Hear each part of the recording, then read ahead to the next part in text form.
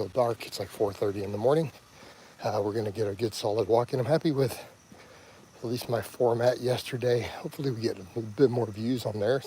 Subscribers have still been slowly coming up from all these lives. But yeah, I liked that yesterday I managed to get a walk in, but then we still got a couple on the bike, and I figured out how to stream it to my Facebook profile also, so that's very much a win. Right, that's a big win, because again, I was able to stream in 3 places, and that's really good overall for my outreach, my work. And actually had decent engagements on the profile on the phone too, you know, so that was a good thing. So yeah, I think that's, the bike stuff is definitely going to be a big win in terms of the ability to stream tons of stuff all at the same time. But I like my walks. I do enjoy the walking outside in the morning. And for now, I'll do them on the YouTube unless stuff changes to where I benefit more from the Facebook, which could happen. If it does, then I would just tell my people here, go follow me on Facebook. It's really simple. You can catch my lives just as easily there, all the regulars. Problem solved, right? Since you guys know I'm going to be doing one. For those who enjoy chiming into these regulars in the mornings. But yeah, it's going to be dark the first hour of this morning walk. That's okay. Totally cool with that. I can live with that. Kept the diet very much on point yesterday. So I think what I do need to do is just not keep nut butters in my house when I'm cutting, as much as I think they're great. And I think people who definitely, when you're more at maintenance with high energy turnover, they're awesome. But otherwise, yeah, everything was good. I put up my food for yesterday. You know, I get people on here who will ask what I eat. And I'm like, guys, follow my other social media, either Facebook or Instagram. I put my pictures of my food up during this cut every day. Put them up every day. But, yeah. Some things I'm going to definitely change with my attitude, though, too. I tend to be kind of funny about compliments and fans, and I make a thing of, we're just normal people, and people shouldn't really follow celebrities the way they do. You know what? I need to change that attitude and be like, you know what? If people want to be my fans, even if their compliments are a little silly and over the top, I would much rather have that than haters. You know, so you got to look at it from that perspective. So I'm trying to reframe my mindset. Things like that, you know. I roll my eyes some of the silly over the top compliments, but I also have to look at that and go, you know, would we rather have that or would we rather have haters? You know, it's like, come on, this is an easy decision, you know. But I know this is gonna be early for a lot of people. Some of the regulars are chiming in. They'll be in here shortly usually, and they'll be like, Coach, why are you out? It's dark outside. Or they'll come in and be like, it's still dark and you've been here 45 minutes walking. But yeah, that's what we have to do. All right? Create that calorie deficit with the fasted cardio. Sebastian, hello Jason, how you doing, Sebastian? And I'm having to remind people that keeps coming up. People are like, it's not true cardio, it's less. I'm like, well, this is cardio. There's more than one type of cardio. But I think that we also have to remember why I'm doing it. This is purely for my gut. Sorry, had to clear my throat out there. This is the easiest way to create a calorie deficit that doesn't impact training negatively, right? And it is good for you. Like getting up and doing several hours of walking or less cardio a day is absolutely extremely good for you. So I'm looking at the ease of cutting, the fact that I can stream all of it, you know, which is part of my business. Glad to hear you're chilling, Sebastian. I'm going to assume you're usually not in America. Most of the people coming in here in these early ones, even when it gets up to 30 or so people, they're not in America because it's 4:40 in the morning where I'm at. You know, but So the idea with all of this is I don't want to use any fat burners of any type during this cut. I'm just going to do it the old-fashioned way. And the reason is we get no rebound. So we just do lots of list cardio to get real lean, get abs and everything again. The idea is just take the cardio out when I get there, right? It's very simple because we're using it to create a calorie deficit. And then we don't get any sort of body fat rebound. You know, if anything, we get an anabolic rebound. Greetings, coach. How you doing, Usman? Blue says, let's go, Jason. There we go. Now we're getting the peoples in here. Give me some likes, guys. Get those engagements up. How many grams of protein are you currently using? I just try to get at least 150. I lose count, though. Keep in mind, I mean, I still eat 3,000 plus calories of whole food, so I'll say I shoot for 150, but I doubt I'm only getting 150. Right? You know, I probably get at least 100 from an animal source, and that's just kind of a go-to, you know.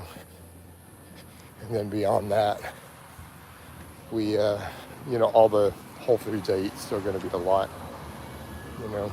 So I think people have to remember that.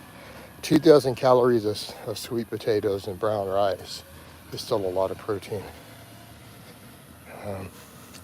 Would you ever use, no, people keep asking me about GLPs, and it's like, it's the rebound effect. It's the same problem with any fat burner.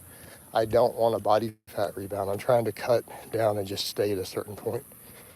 Have a good time. Take care, Jason. I went a lot higher than 3,000 a few days this week because of the almond butter, but I've eaten all that, so, you know, we're good. I tossed out the little bit that was left. I'm like, yeah, it's not good. But so I did 3,000 yesterday. So I'm going to stick with about 3,000. Usman. So that's another thing for me. People are always like, hi, Jason. I hit like, appreciate it, Carol. You know, I get that a lot of times. People are like, well, why don't you just eat less calories? I'm like, I literally can't. Like 3,000 calories of whole food is for me so low. I'm not used to it. So to me, doing 3,000 calories would feel like for the average person trying to do 1,000 calorie diet. You know, it just feels so low compared to my normal intakes. So that's why I do it all also in a fasted window. People are like, how many meals you eat? I'm like, I don't know. I guess 2 main meals plus snacks between. I mean, what do we count as a snack? I don't know. I mean, a snack can still have 50 grams of protein. So I have about a 5 to 6 hour feed window. Some days I cut it to 4. So I eat all my food inside that afternoon window starting around noonish. You know, so anywhere from a 4 to 6 hour window. So I don't know how we would count those meals as meals.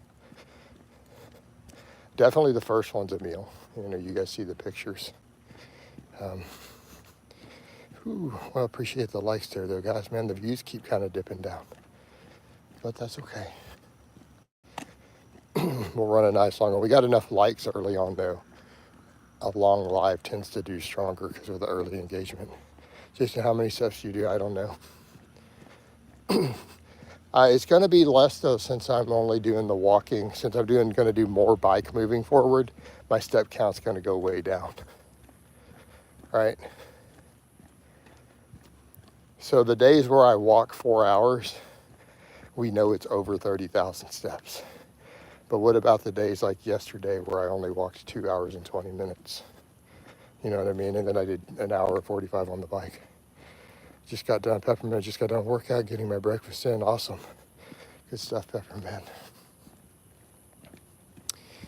Oh, man. Hey, Peppermint. I'll run this by you. You're a regular in here, obviously a fan. You're not a troll because you would have said something trolly by now. So after all this time. So my thoughts here, Peppermint, I've got to get better at accepting really weird compliments. I feel like people who give compliments, they go over the top sometimes. But I need to be better about just accepting compliments. Like, I'm really shy about compliments. Um,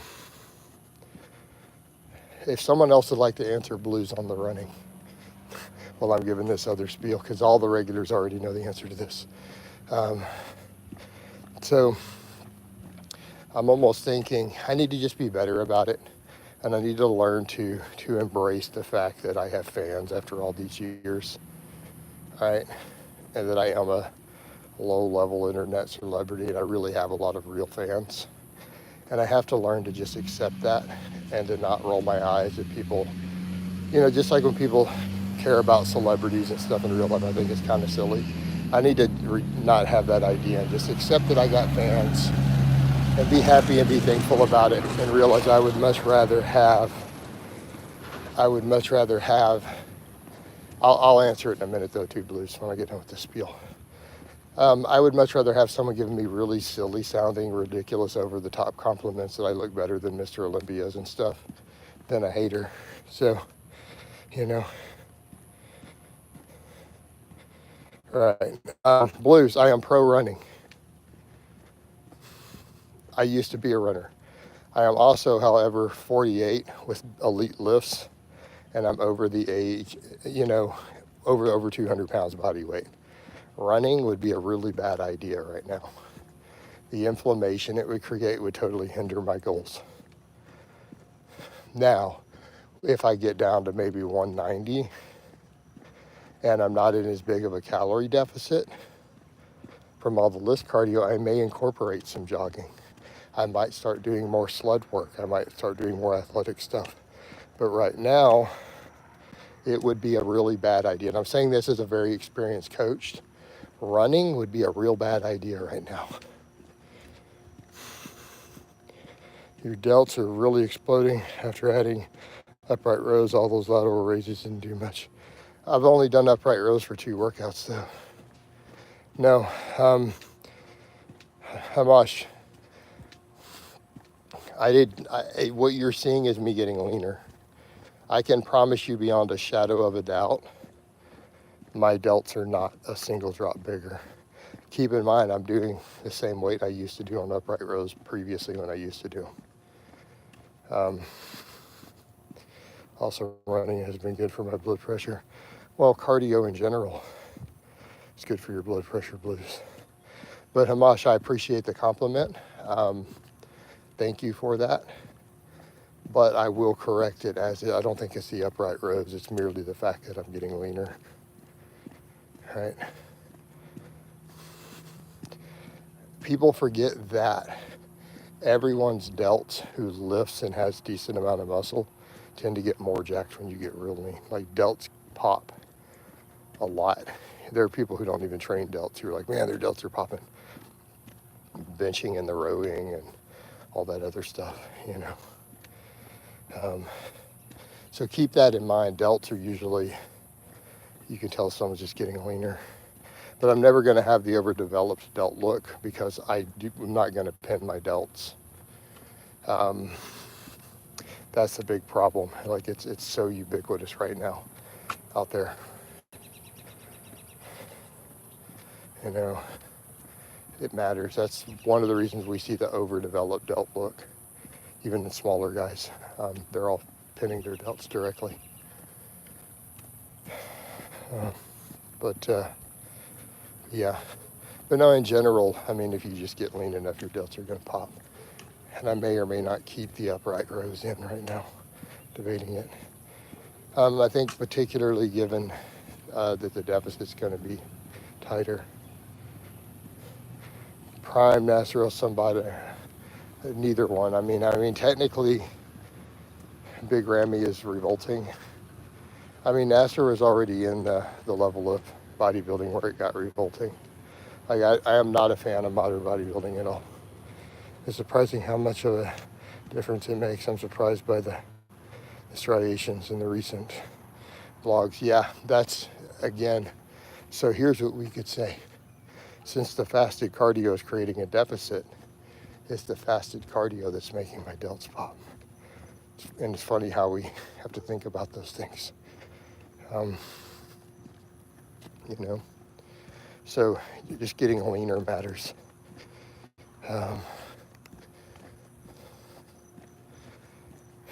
Just keep in mind with the striations, especially the striations in the front delts, think about all the heavy benching I've done over the years. Side delts don't need much work, yeah.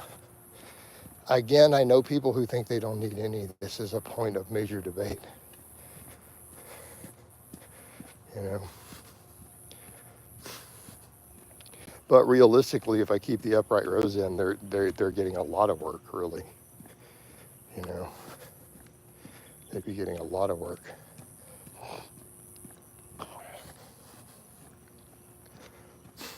So yeah.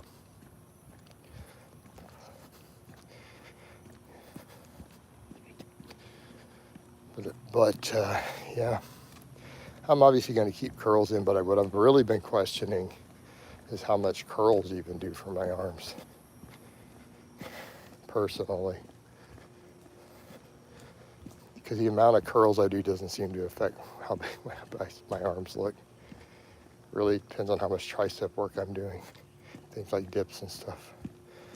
I don't know. But I'll keep curls in just because.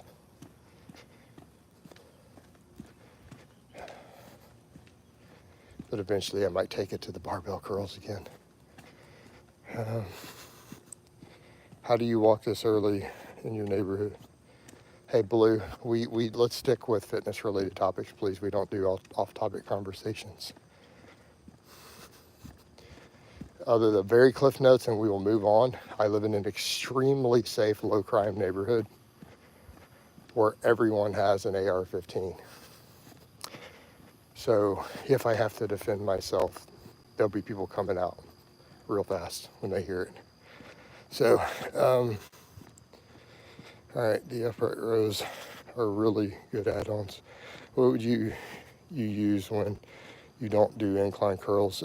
Barbell curls. Who's stronger on the bench, Eric Spoto or Stan Efferding? Probably Eric Spoto. I mean, he has bigger records. You can go look this up. This is not like, so honestly, asking me something that you could look up on open powerlifting when I don't have access to it, it's kind of silly, but probably Eric Spoto. You know, to my knowledge, only one of these two guys has open world records. Yeah. But yeah, Blues, let's stick to purely fitness questions in some manner.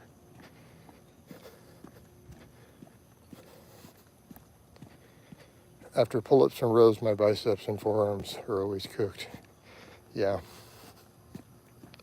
Well, again, that's what shocks me is I was like, well, my arms look big in that, and then a lot of people felt like my arms are bigger in that older picture there. And I wasn't even doing chin-ups. I was doing no curls for months at that time. I was literally, my only bicep work was neutral grip pull-ups.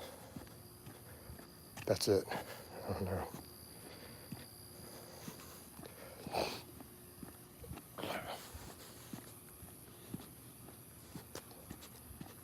But, you know, that being said, I still need to do the curls just in case. Right? Because then we had that one guy who can't train other stuff. He can't train his chest or anything. And he has big arms just from doing tons of isolation work. That was always shocking. I linked him before I forgot his name. But he does large amounts of it. So I think in my case, I need to keep hammering, obviously, the curls. Terrible sleep from the fireworks last night. Yeah, dude. I popped melatonin because of the fireworks for me. Well, I didn't have them last night so much the night before, though. Melatonin and Benadryl put my rain sounds cranked up. Volume matters for arms, I think, because Didn't get much difference in growth when switching from just compounds to isolations.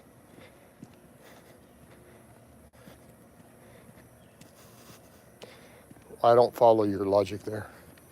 Volume matters because you didn't see a difference switching from compounds to isolations. What? So where you'd be saying volume doesn't matter if that's the case. Tip aside for me, right?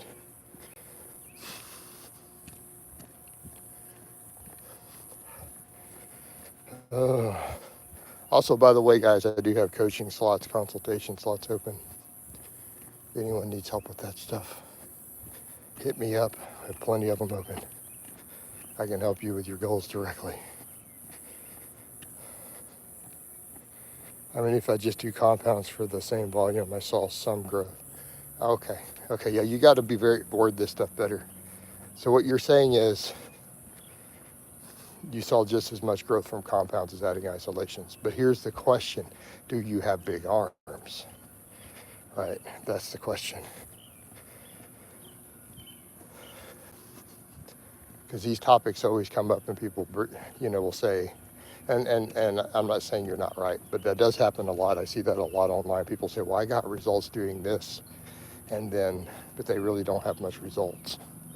So always factor that in. I'm not big on the it works for me crowd if they're not really getting results.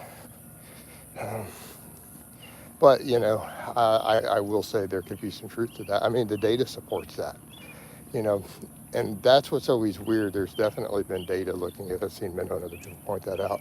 There's literally no evidence that isolation work grows any muscle faster than compounds unless it works certain heads that are being missed.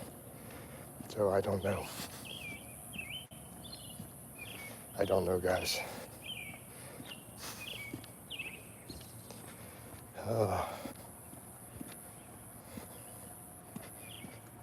Yep.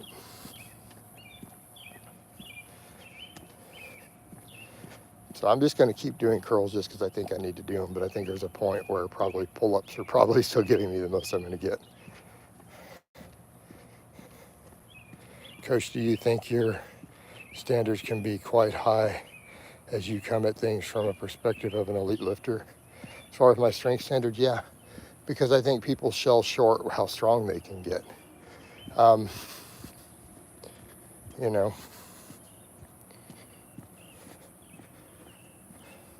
People sell short how strong they can get. There's no reason for people to be as weak as they are who work out. Or I see routinely, and it's like the only explanation is they start and restop or they never trained hard. Like, no, I'm sorry, I just can't visualize a grown, healthy man going to the gym and lifting weights 3 times a week who only squats at 200 pounds. I just can't get my head around that. Right? Or the guys who've been training all this time and they still struggle to bench 225. It's like, you have to be kidding me. Like, what have you been doing all these years? Like, have you not been benching? I mean, they don't even have to go heavy to get there.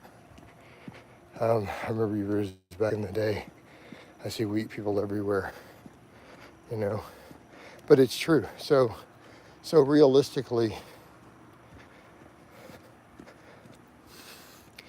and this is why I'm going to say this, if a person came in who works out, a grown man, and he didn't do I get crazy bulk and then cut everything because he panics when he gets fat. So let's say he drops that. Let's say a grown man just came in and just mostly recomped on a clean diet and did 3 sets of 10 on the bench press to failure and just added weight every time he could get past 10 reps, and 3 sets of squats of 10 to failure. We'll just throw that out there.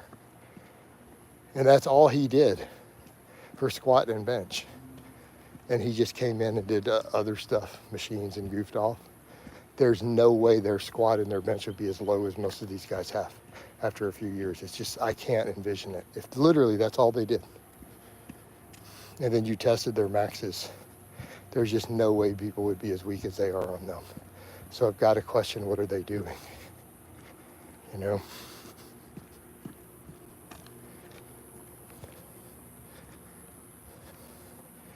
I mean, case in point, that program I put up on Facebook yesterday, I just wrote that quick old school thing. If a person came in and did that 30-minute workout 3 times a week, and that's all they did, and then they don't even bench, and they did that for several years, there's no way they're not going to bench 225 the first time they get under a bench and are taught the technique. You know, need to come into progression for years. But they don't need to commit that much. It's like you got to wonder what they're doing, and that's my point. Are they even working hard on anything? More volume on compounds and less on isolation. But do they really? Let's go back to what I said. 3 sets of squats once a week, 3 sets of bench once a week. Taken the way I just described it, would literally get these guys easily to the 2-plate bench and a 3-plate squat. Numbers that guys act like are hard to achieve. Oh, that's, you know, and that's the issue. But yes, sometimes it is too much volume too for novices.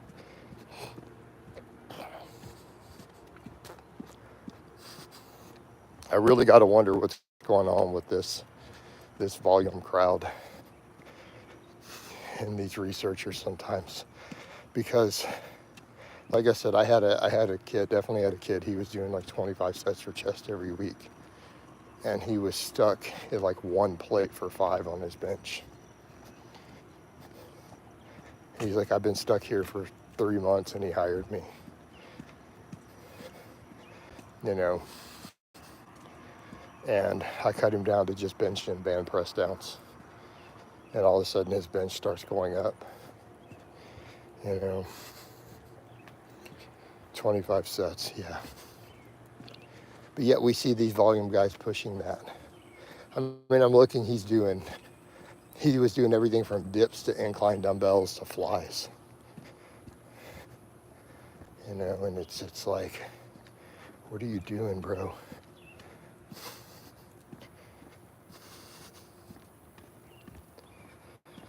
You gotta go, what are you doing?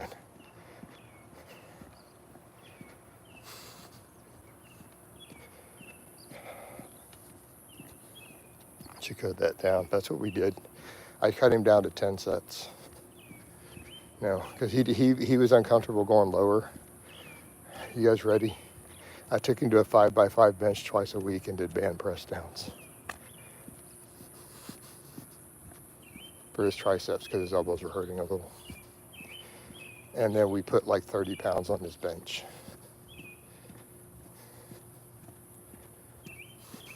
On his rep work, you know, for his sets of 5 in just a few months.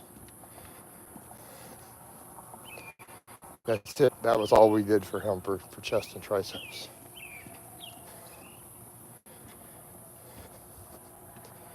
I wish he would come back. By the way, he didn't want to budget for the money anymore. I got him pretty far in like 9 months, but he was when I was charging the highest rates.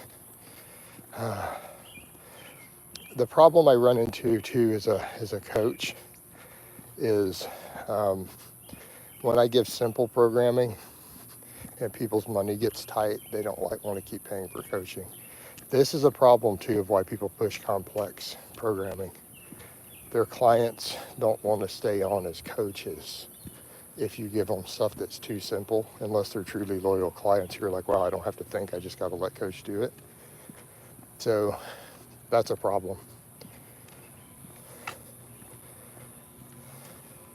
That's a problem as a business model. And I hate to have to say that, you know. But by that same token, I have clients who I do give really simple programming to, and they stay on long term because they see the value of the coaching. And they're like, as long as I'm getting progress, I mean, it's worth it. I don't have to think about it. The problem is, especially with younger guys, If you give them simple programming, they're not going to keep paying for coaching. Because like, oh, I know how to do this on my own. And then ironically, they still fall short later. They don't, if you check in with them later, they haven't made any progress. They're forgetting the accountability, the coach watching all your technique, your ego, ensuring your progression and consistency is a big part of it. Younger guys think they can do everything. Yeah. And that's the issue. Like, I would love to do simple programming. You know, I would love to put out more simple programming and to coach more simple programming. It's tough from a business model. Like, Conjugate, really good from a business model. For guys who just want to get really big, the programming can be so simple. They should listen to someone who was in the Iron Game before they were born, right? Agreed. What's up, Jason? Watching you got me ready for my firefighting career, almost 3 years in. Nice. There we go. Glad to hear it, Big Nate. Yeah, dude, your job, you guys need to be strong. You know, think in terms of firefighting, 10 extra pounds of muscle could literally determine whether you or someone else lives or dies. You know, it's a big deal. Sometimes we just have to humble ourselves and drop the ego, right? I mean, probably when some of my internet stuff dies down, I would literally just go do stuff like that. I'd go do some coaching programs in person for first responders and stuff. But I got to get my online business squared away where I need it first. I had a little bit higher through this week, but I'm sticking to about 3,000 right now. I mean, I lost 17 pounds on 3,000. So it's all that cardio.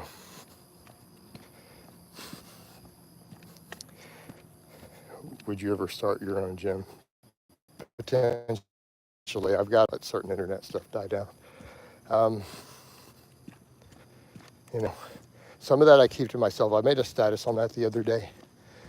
A really wise person once told me, and I had several people tell me personally, they're like, you discuss your future plans more than you should. It hurts you.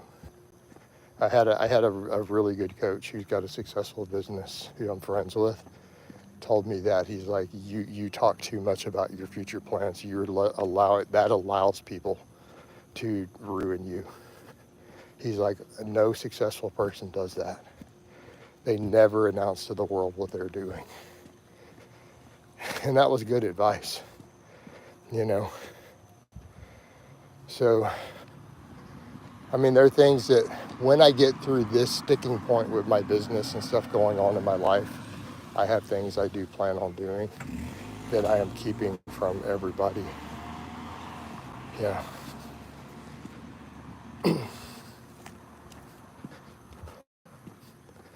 You know, and realistically, I need to grow. How do I put this? I feel like my online coaching business needs to eventually take a secondary. I feel like if I can grow on my social media to a certain threshold, I can run the coaching as a more secondary, really, and then focus on some other things I want to do in real life. Is it possible to build a lift from 1 rep max to 10 reps by doing it repeatedly? Well, yeah, it just takes time. The problem is, again, the overuse. And overuse is also compounded by bad form. Okay, I want you to think on that for a minute.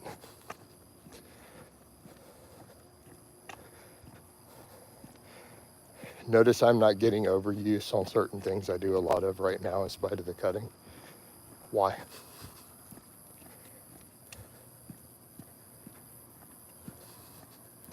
Look at the amount of benching and the amount of dips I do, yet I have zero inflammation or overuse around any of it.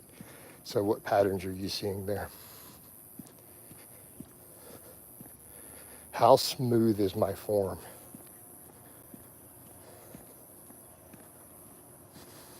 On both. How perfectly controlled is it? How much deviation is there in bar path? Okay. Those bar path deviations when you're grinding incorrectly and ego lifting are a massive, and I mean massive, contributor to overuse. So people who ego lift are the ones who really can't pound the same lifts all the time. You can't. And dudes don't realize they're ego lifting if they don't film themselves. You were talking about your pullovers yesterday. Any meaningful difference from free weights versus a cable? Yeah, I don't even see why you would do a cable on a pullover. I don't even see a point, honestly. Why? Why would you do that? I think it's a complete waste of time if you're trying to get the real benefits of the pullover. I almost never see someone in your form anywhere. Oh, he's breaking it down here. Yeah. So, for example, take the set of failure I did on Friday with the bench. And then compare that to guys who are like, if I do too much benching, my shoulders hurt. Well, then you watch them bench.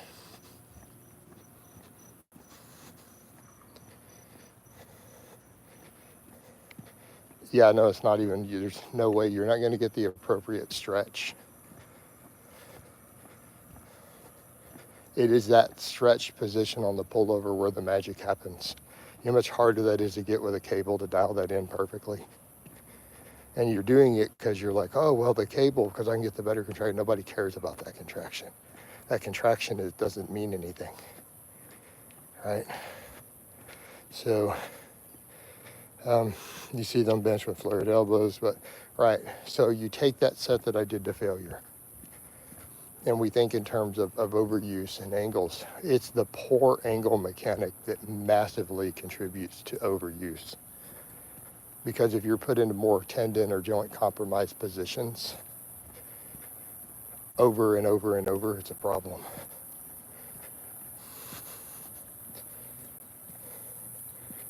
Like the guy who you covered before who tore his pec doing heavy dumbbells where his buddy had to lift. Yeah.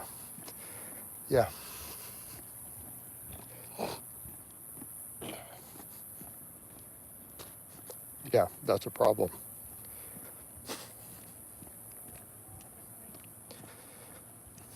I mean, but if we go back to the UK, look at what I was doing in the UK with my squats. And I got my squat up to 230 kg, pretty much a high bar. Just squatting. I only had a squat rack. But look at how my squats looked. How much of it was deep squatting? Yeah, I did a lot of volume, a lot of triples. And I may return to some of that a little bit eventually, but I'm gonna mess with the Widowmakers for a bit. Okay, but look at what I did with all of it. It was all deep squatting, no ego lifting. It was hamstrings to calves every rep. People would argue a little about the depth, but it was high bar with knee slide. So the hip is not gonna look super deep. But it blew my quads up, but I was literally sitting on my calves on every rep, everything controlled. And I had no overuse, doing tons of squatting to get it up there. Same thing on the benching. Yeah, those heavy triples get you brutally, but you need to know what you're doing, right? But notice those heavy triples, when I did that, there was no ego lifting ever. Every rep was controlled. Everything was hamstrings to calves, right? So we're not cutting stuff short to create other inflammation, and that matters. So the same thing with the benching you're watching me do. The same thing with the dips. We're not stopping in the middle. We're just coming all the way down. Check the ego with the weight. And that lets me get away with doing dips 3 days a week after benching. Same thing on the benching. Watch the form on that bench. Everything is smooth, controlled touch, no form breakdown. Even on the failure, notice you can't tell there's no form change even when I fail. So that's how you can get away with doing the same lift. So, but the problem is most guys are not going to do that. So then you tell them they can do the same lift. They're going to ego lift. Treat barbell curl and skull crushers like compound movements. Trying to progress them like a squat will blow arms. Well, no, you can't go heavy. So you can't do low reps. That's your issue with those. I mean, keep in mind, we shouldn't be progressing squats the way we give in novice programs. Okay, linear progression models with weight resets are for noobs who don't have a direct coach. Right? If you're an experienced lifter, you don't do silly stuff, so you don't progress anything that way. No, you can progress curls and skull crushers the same way you progress a squat, just with higher reps. You could use any sort of dual progression or anything like that works. I don't subscribe to a lot of what Rip says, but I think he might be right when he says that last rep is the most important. But that's not Rip. So let's come over to that idea. Did Ripito come up with that? That's not his expression. That's like giving Ripito credit for inventing the barbell squat. You know, so that would be like saying, I mean, I don't agree with everything Rip says, but when he says the barbell squat's really important, like, well, why, what does he have to do with that? I thought everybody says that. Are there people not saying that now? That's who we need to be looking for. Coaches who aren't saying that last rep is the most important. Who are these coaches? We need to be calling them out. That's a weird new breed that didn't exist in the past. This is usually the rep where the guys break down. Yeah, I don't know who came up with that, but he's saying it a lot because of his age.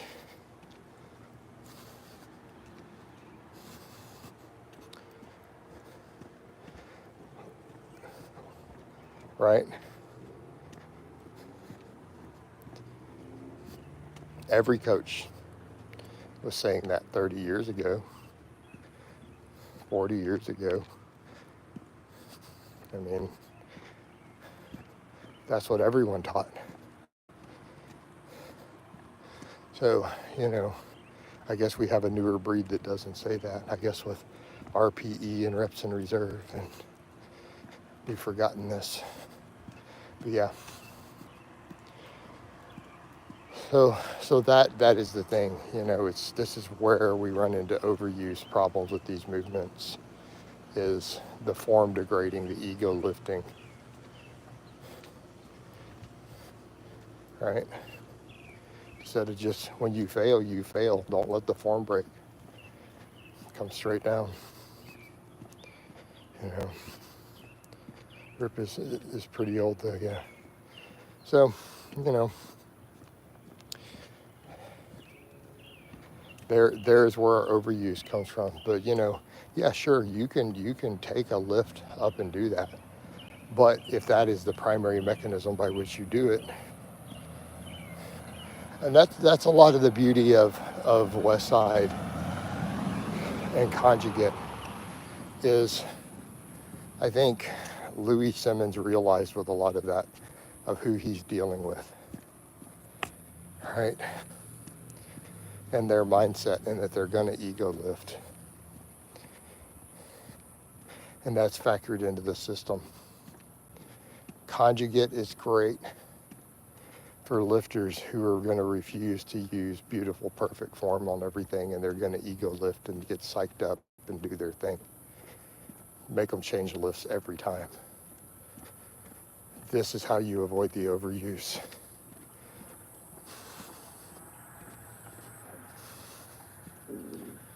Right? And then you make them resilient at every angle so that you cut their injury rates down. Is keto good? Objectively, keto is horrible for performance and building muscle. This is not even up for debate. Like, why would keto be good for building muscle?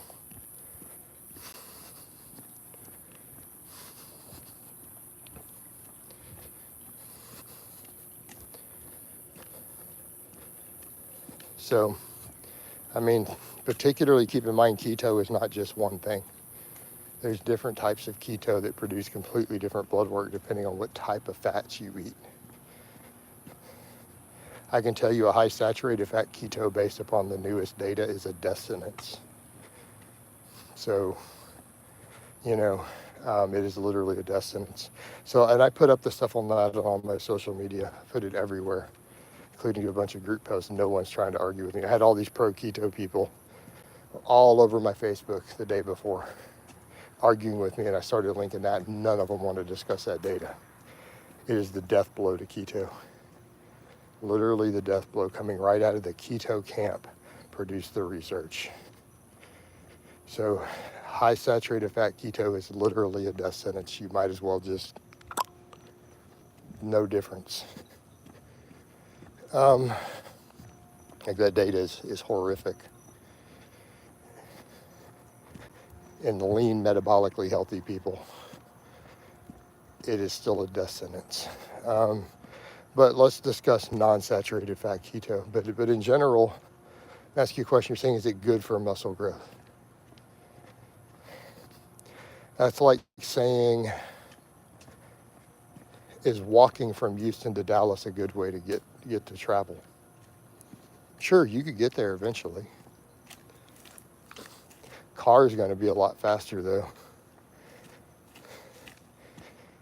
Yeah, I see you arguing with these guys on Facebook. It's good for outreach though. It's growing the page again. Like I just get in the arguments. But they're so stupid. Like their capacity for critical thinking or to look at data is just amazingly bad. But no, so let me ask you this question from a biological perspective. What do you think calorie for calorie, if you think about muscle tissue, if you have to pick between carbohydrate and dietary fat, on average, let's say a mix of fats, not necessarily, it's not singled out one type because there are fats that can be anabolic. On average, what's going to cause a larger anabolic response? 500 calories of carbohydrate or 500 calories of dietary fat? If you had to guess on the increase in muscle protein synthesis.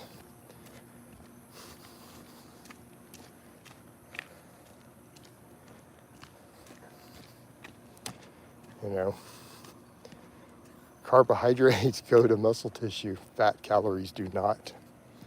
They don't do anything for your muscle tissue directly for the most part, right? Not all of your muscles can even burn fat. So particularly your fast twitch fibers, they don't even utilize fat as a fuel source or ketones.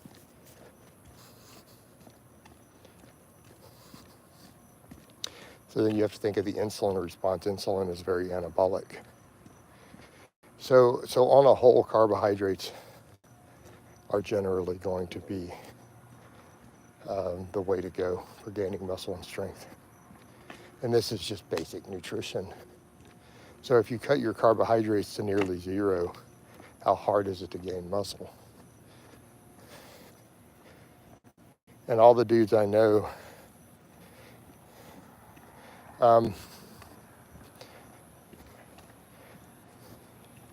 you really think low carbohydrates significantly elevates growth hormone enough to cause any muscle growth? I would like to see your source of this information.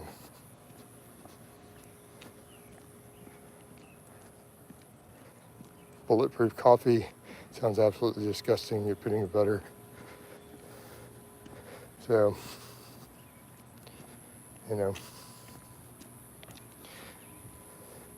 all the guys who I know though who do the a lot of times with the serious keto and they're gaining muscle, you got to ask what's their drug stack too, and would they be bigger on those same drugs if they ate carbs? Jason, what's your thought on people who feel proud about themselves and brag?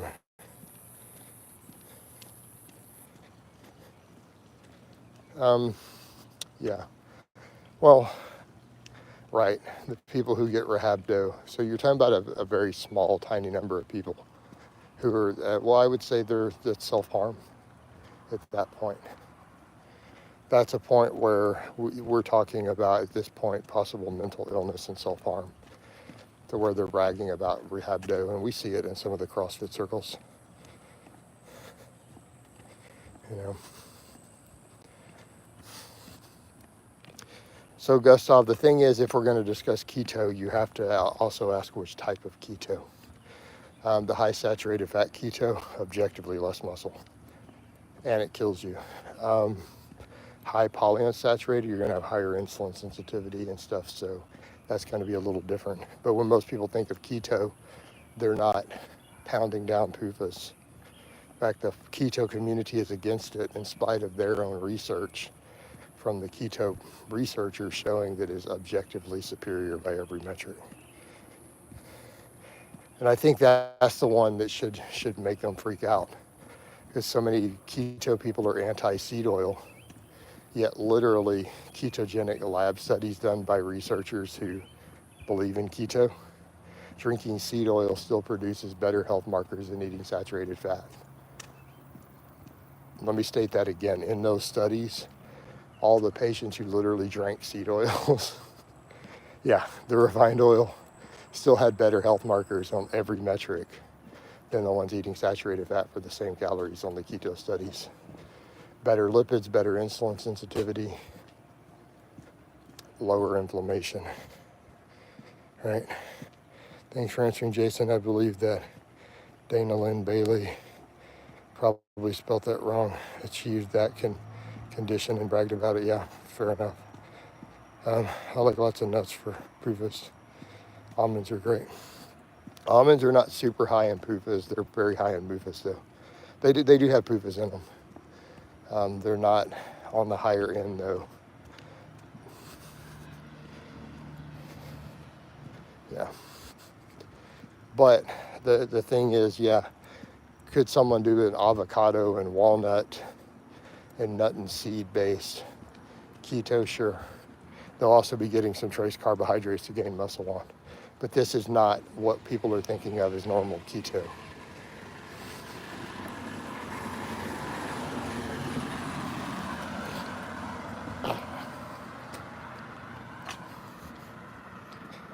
Jason, didn't Big Lenny get Rhabdo? I have no idea. I have no idea. You know more about Big Lenny than I do, so I wouldn't know.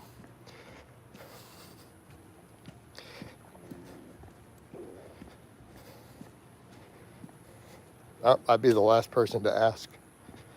You know what I mean? I know literally nothing about Big Lenny, so little. And I don't care to. It's just I could go through life happily without ever learning anything else about anything from the Genovaverse, right? I'd be perfectly content to never learn anything else about it. Yeah, fair enough. That guy's stomach. Well, we already know what all caused that, you know. With how yellow he got, probably liver failure. I don't know. I didn't see him near the end. Again, you guys know more about Big Lenny than I do. Makes sense? I don't know. I didn't see the yellow. I didn't watch him.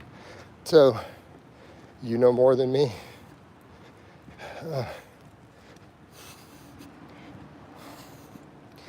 mean, I'm not trying to be mean. I just really don't care enough to go find out.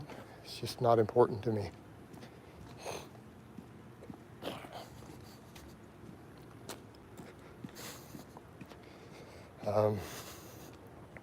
You know, we're over here worried about health and gains, you know, and that's the other part. You know, what is my channel about these days? We're trying to push health, longevity, true fitness more and more and more. You know, stepping away from the crazy into things and going back to really what real fitness culture used to be. It's kind of my goals. Coach, I like how you focus on what matters to you and don't dwell on the other tangible things. Yeah, I mean, yeah, those things just don't matter. I mean, and like I said, even for me, I want to take the direction of all my work to really serious fitness. And it all has to be done in steps though. It's because I kind of get people who are like, but coach, you said these things should be done and they matter, but you're not doing them. I'm like, because I only can do so much. So again, because of the cut and the amount of less cardio I need to do for the cut, that will limit certain things that I want to eventually implement. Sure, would I eventually at a lighter body weight when I'm not in a big deficit work on some jogging later? Yeah, absolutely. Do I want to work on some sled work? Do I want to work on some plyometrics? Yeah, of course. Right? Of course. You know? But a lot of stuff got me really thinking, as far as programs I could start mapping out. Really, I thought about that yesterday. It was when I put up that simple variation of super squats and just put it up as a post, right?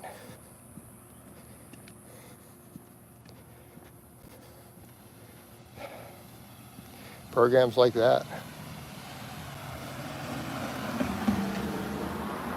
Jason, simple double progression, enough for natties, not athlete lifters. Yeah. But remember that simple program that I put out years ago? Wasn't that a double progression program?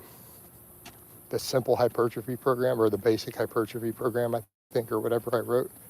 It was just double progression. Eating fiber is correlated with longevity. Yes, it is. Fiber.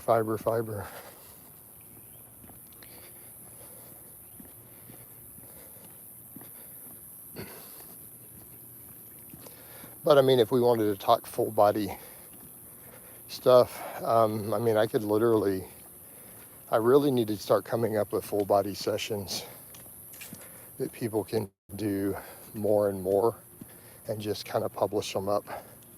And that way, if I'm putting them up and people want to do full body, I think that they could mix and match all that stuff. And in other words, I could make 5 basic full body templates, and people could literally run any of them 3 days a week, or run individual ones and run 3 different ones through a week and work just fine. Did not my question not go through? No, I just missed it. I currently eat 500 grams of greens a day. Spinach and broccoli, any benefits? Yeah, potentially. I mean, or add a higher diversity of vegetables. So what is a lot of the data also show us? Higher diversity of fiber foods matters, And what's generally seen is that from whole foods, there's no threshold to upper antioxidant intake. So this is where we run into whole food versus supplement problems, right? Excessive antioxidants and supplementation of single antioxidants can cause cancer. But as a full collective and a matrix of whole food, they seem to cause an open-ended health improvement with no upper threshold. Particularly the more diverse your food is, meaning you're eating 5 different types of fiber in a day. Jason, your thoughts on the debate of what's better during lifting, nasal breathing versus mouth breathing? I don't even think about that. Like obviously, you take a deep breath through your nose anyways. Like, I've never even thought about any of that. I've never found it necessary to give that a single bit of consideration to squat 600 pounds or to do 20 reps with 300. Let me put it that way. That topic is so irrelevant that if you're having to intentionally do one, you're not training hard. So I think that's a good answer. There's a great answer. If you have the capacity to think about that, you train like a pussy. How's that as an answer? Anyone who's discussing it as a coach, I got to question how pussy their training is. You can really stop and do all that in the middle of a serious work set. You can really stop and think about if you're breathing through your mouth or your nose during a Widowmaker squat. If you can do that, you train like a fucking bitch. I can't even comprehend training that lazy. Is this a warm-up set? That would be my response to that debate. Damn, they better be on a gram a trend to make any gains. I tend to agree, yeah. I mean, so that's my point, Dale. The fact if you even know which one you're doing, you don't train very hard, right? Yeah, like if you could even tell me and look back at a work set which one you did, that was a warm-up set. You know, so yeah. Yeah, this is not a topic. My response, if you're really doing a real set, you breathe any way that you can. You just get the air in by any means necessary.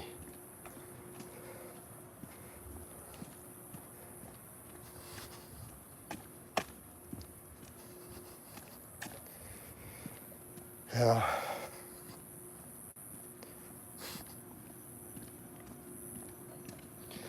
That's also kind of my point of the guys with no back. That's a worthwhile topic. All right. All these guys who worry about all these silly movements on their back, and then I always say, you guys have no back? Really? Pull-ups, rows, deadlifts will build a monstrous back. And I feel like I've proven this effectively. If you have the mental energy or the ability to stop and twist your pinky a certain way on a back exercise, or to stop and think about a squeeze on a back exercise, you're not training hard enough to build your back. You basically just did a warm-up set anyways. Like, who cares? Like, you're not even training. If you even have the ability to do those things during the set, your intensity level is too low to stimulate muscle growth. All right. Prevalent, do you even lift? I usually feel a brace for the rep. Bracing is not relevant as to thinking about your mouth versus your nasal, though. You get the air in through any means necessary and you brace. I've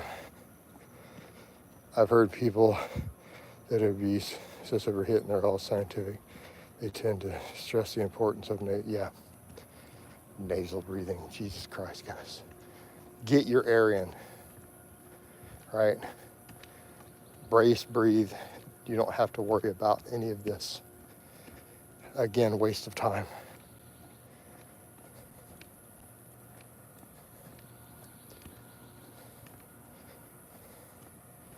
The breathing thing, well, lifting should just happen naturally, and that's the point. Right, you get your air in through any means necessary. Who cares?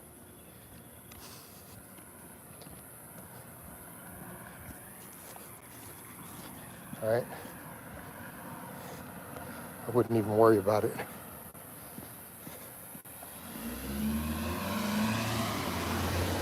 But in Peppermint, at least with Dale, at least Dale is asking fitness questions now, right?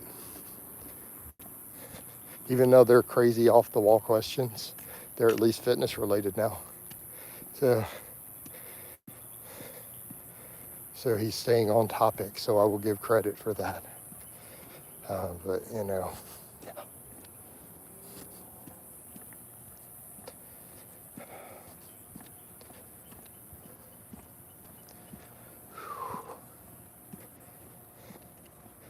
Because if you're sitting around worrying about, you have a question, you're training, you need someone to teach you how to breathe, right? I mean, I get some people don't understand bracing, but it's relatively easy to learn. All right. Full lungs contract the abs.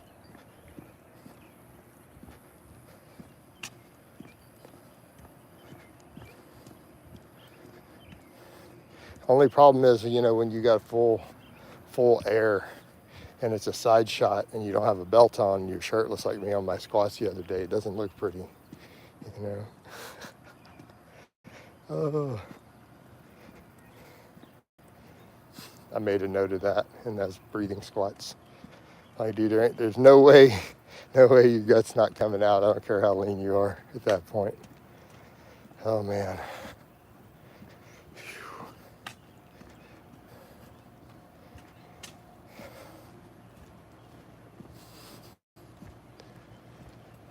Oh.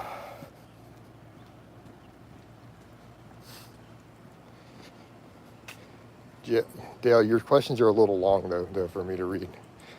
Jason, when training forearms, as you know, some people use fat grips and swear they add size to their forearms. I mean, sure, fat grips can be useful for that. Problem is, you don't want to limit all your exercises based upon using fat grips. I have an axle bar. I used to row with my axle bar a lot. All right. Good way to get your grip up is to use fat bars. So it will definitely build forearms a little bit. Although it's going to be less of the flexors and more the extensors in my experience. You get worked harder with a fat bar.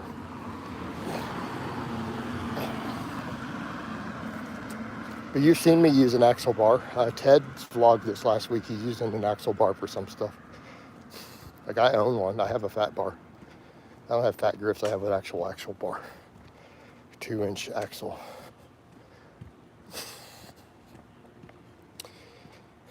Yeah, brother, on a side note, I like having thick forearms. Looks good in shirts. Yeah. I mean, just don't train with straps. It's a big key. It's hard to have small forearms when you do all your rowing, your pull-ups, and your deadlifts without straps. All right, you're gonna have some forearm.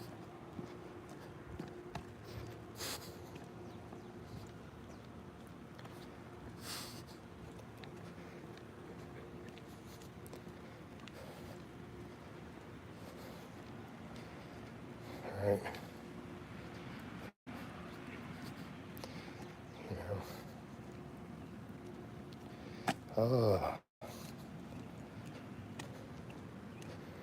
Yeah, I definitely feel the pull-ups have improved my grip a ton.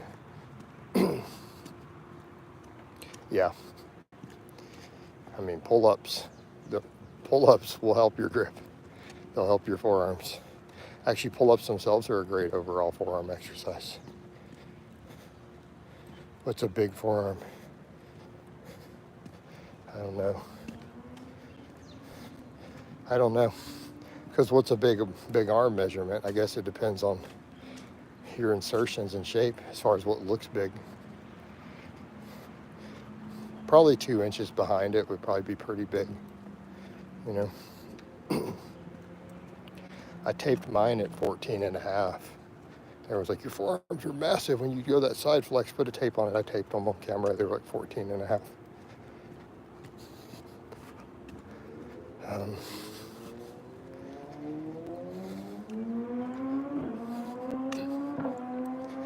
Yeah, my issue too, though, is proportion. So some people are like, oh, your arms are too small, and they don't realize how big my chest and back are. So it's my proportions on camera, unfortunately. In person, everyone thinks I have big arms. It's hilarious. I'm out in a t-shirt. I get compliments on them. It's kind of funny. Tiny wrists. Yeah, I have the small wrists too. I have relatively small wrists.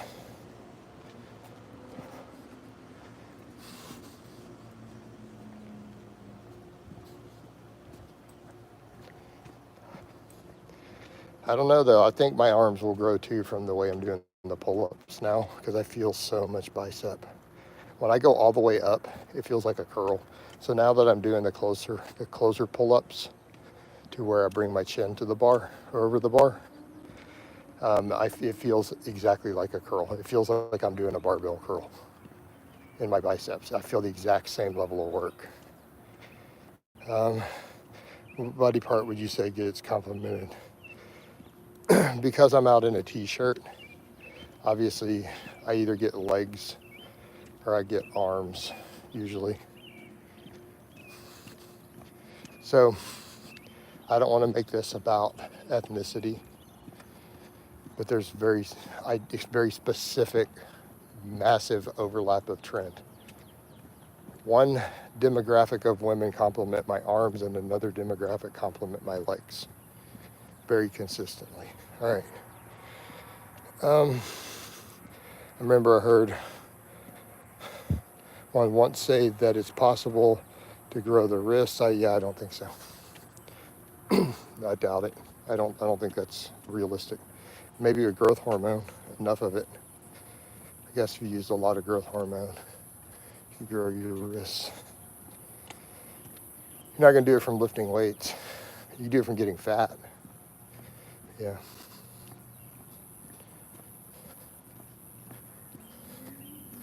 Back at the grocery store the other day, I will give a direct quote from an elderly woman getting out of her car. "Work them legs, honey, they look good." That was a direct quote. I laughed. I started laughing, said thank you, and I kept going. So that's what she said. All right.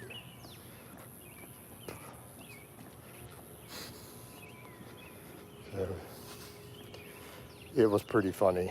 Like I was laughing. I was like, thank you, and I just kept going. So I've made that trip to grab those watermelons. They were on sale. No, I mean, I'm used to it. That's funny, Cody. I mean, that's pretty normal. Pretty normal. People stop and ask me questions. They want advice. He tagged me in it. A guy at a grocery store a few weeks ago knew who I was a fan, and he got a little selfie with me and put it up on, which I chatted with him about 5 minutes, and he put it up on his Instagram and tagged me a couple of weeks ago.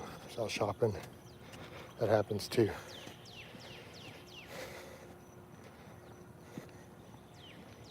Yeah, I think Erwin about my day. Well, I mean, she was an old elderly woman. She's probably 60.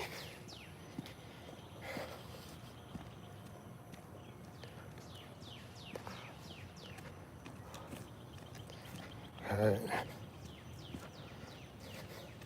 Yeah, that's one about my day. It was funny. It's pretty funny.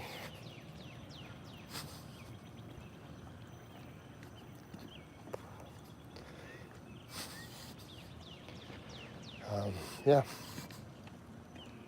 But no, so usually those, and it's mainly because, so if it's an individual body part, it's because I'm oftentimes out in shorts or a t-shirt or shorter sleeve shirt. So that's what people compliment, because that's what they can see.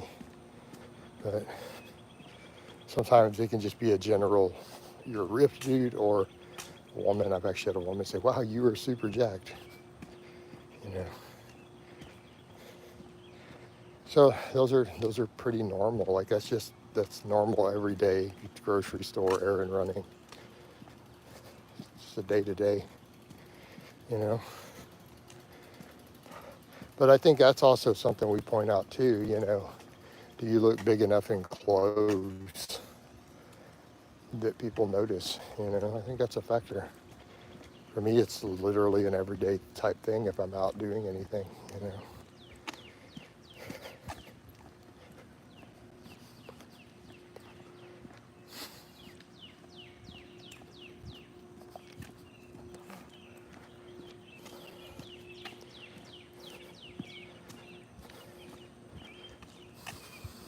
That's still fitness related, not going to go into my personal life, of course.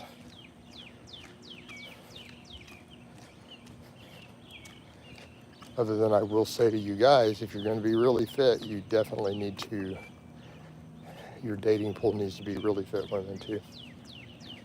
All right, always remind guys of that, because you're going to need to complement the lifestyle. Plus, you're going to need to deal with the, you know, the jealousy, and because you're going to, if you're super fit, you're going to get compliments regularly.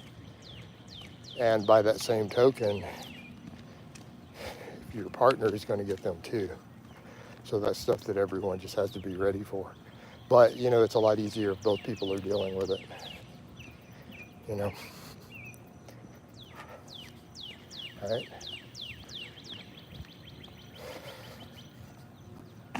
But I can tell you guys too, you guys who chase this, they want to be really fit, jack strong or whatever, and you have a partner who is not, you better be ready for the jealousy, and it's gonna be a problem. So you got to probably get them on board. So I mean that's a struggle too, you know, when you get guys who are married already who decide to undertake a serious fitness lifestyle. That could be the end of their marriage, honestly, unfortunately.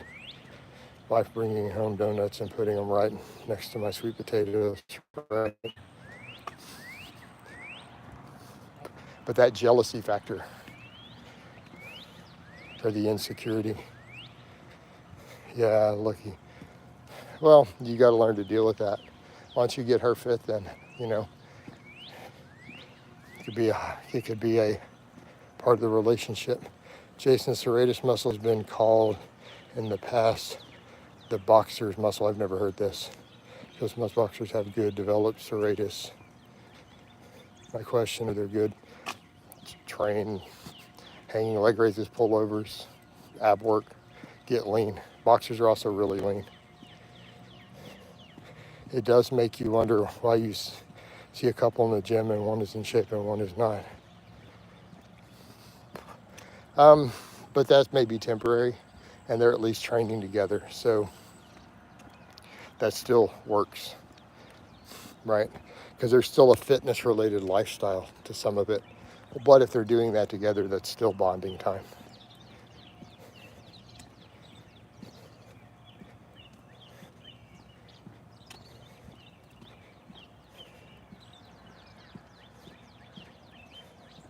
I'm sure you've had many jealous guys, so hating on you. I mean, I deal with it in here all the time, dude. I have full-time haters who pretend they're not jealous, but they clearly are. What do you mean? You deal with it. People don't do that in real life, dude. So you mean on the internet? Dale, you're talking about an internet phenomenon. I can tell you in real life, that doesn't happen. Right? That is purely an internet phenomenon. When you're at a certain level of jackness, nobody messes with you in real life. At all. Zero. I'm talking it's a non-existent thing. I have no concept of it. I have no concept of what it's like to have a person act rude in public to me or to raise their voice. I don't even have a concept for this. Everybody is extremely polite in person. Every human being. There's no such thing as rudeness in face-to-face. It's a purely internet phenomenon for jacked people. We have no concept of it.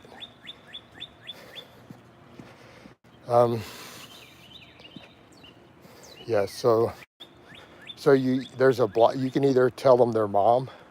I either make your mom jokes or I block them. That's my response. But you know, right? In shape guys with out of shape wives. That is somewhat common.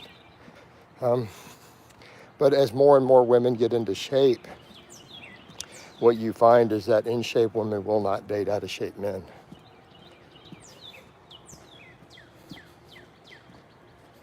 I see a lot of that.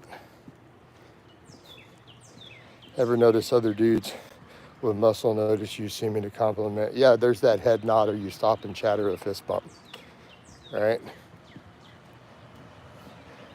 There's the nod of respect. The two guys who clearly lift have when you pass each other. It's normal. If someone was rude to you in public, would you palm them? I don't know. I have no idea how I would react. You know, that's like asking me if aliens landed in the middle of the street right now, how would I react? I don't know. I have to, this strange scenario has to happen. I have no idea. So, no concept. So back over to fitness. Again, back to the point. I'm walking around as a over 200 pound power lifter with a shaved head.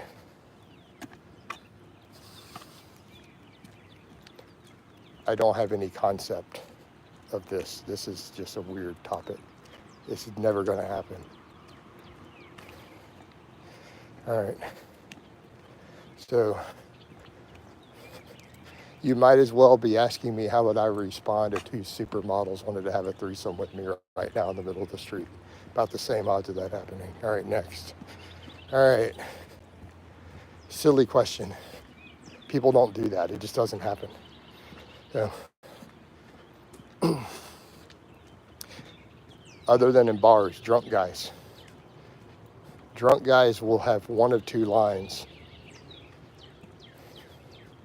Really drunk guys, they either suddenly, when they see a really jacked guy, they either become really gay all of a sudden and pretend they're not. I don't mean to sound gay, but can I touch you? It's like, whoa, you need to back up off me, dude. Or they want to fight you. Classic drunk line. Just because you're big doesn't mean I can't whoop your ass. And then they pass out and puke. So, all right, Jason, what's better for cardiovascular conditioning, long distance running or high intensity training? For cardiovascular conditioning, obviously high intensity produces more cardiovascular conditioning. Long distance running produces better endurance. Why? Because that's specifically what you're training. In other words, specificity of training. Very straightforward, King Dale. Now, there's always degrees of overlap, right? There is carryover, but you know, specificity of training applies here. So I'm going to change the words you wrote, and then you'll understand why it's silly. So let's change long distance running to training for endurance, and high intensity interval training to training for conditioning. So which is better for conditioning, training for conditioning or training for endurance? Well, this is a fairly easy question, Dale.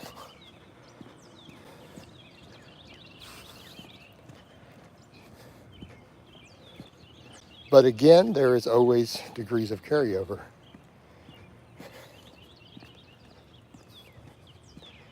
Yeah.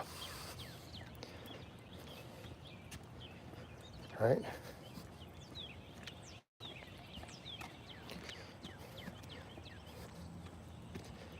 You know. But I don't think people, you didn't realize that when you asked the question, that one of them is specifically conditioning training. I mean, high intensity cardio is conditioning work. Right. I think he means for everyday life, like not boxing, like you know, having to take a break during a flight of stairs. I don't know. They'll both help. I mean, they'll both carry over to that. If we're just looking for that, they can both get the job done. Don't be fat and do some cardio of some type. That problem goes away. Don't be at too high of a body weight. Now, again, you go to specificity of training. You want to be better at going up and down stairs, you should climb stairs. But now in terms of the carryover, technically, if that's your only goal, that the higher conditioning stuff is going to be slightly more efficient towards that goal.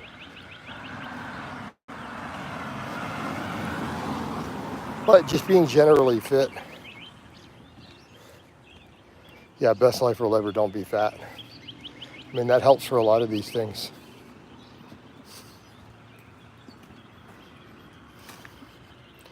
I mean, that's a good solid rule. I mean, we could put that near the top.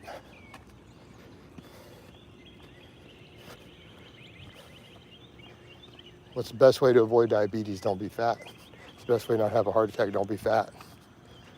You know, what's the best way to have a six-pack? Don't be fat. What's the best way to look like you have more muscle? Don't be fat. It's a good rule to be more attractive to women. Don't be fat. It's a good rule to be better at your job and be more likely to get promotions. Don't be fat. It's a good way to reduce inflammation in your entire body. Don't be fat. Set on the ground. You know, it's a solid rule in general, guys.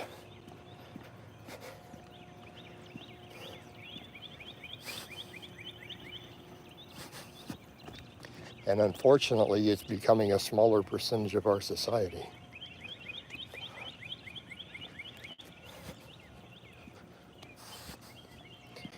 But we're fighting against that here, aren't we?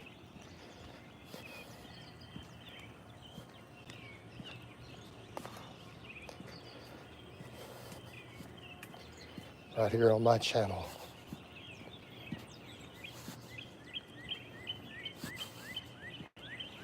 So, yep.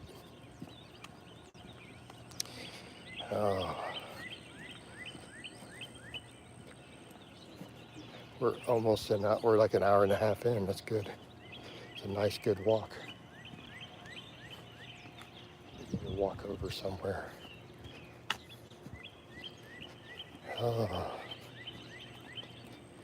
Finishing up an upper body pull workout with rows, chins, and pullovers. Feeling wide, coach. There you go. Those will do it. Build those lats. Build them lats. I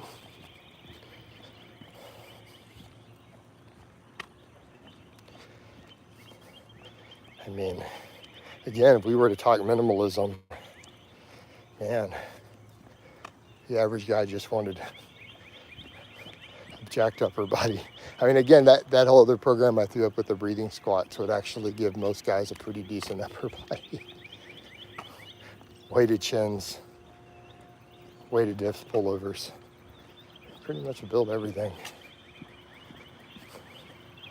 Not necessarily it's going to be optimal, but, you know, again, the right movements.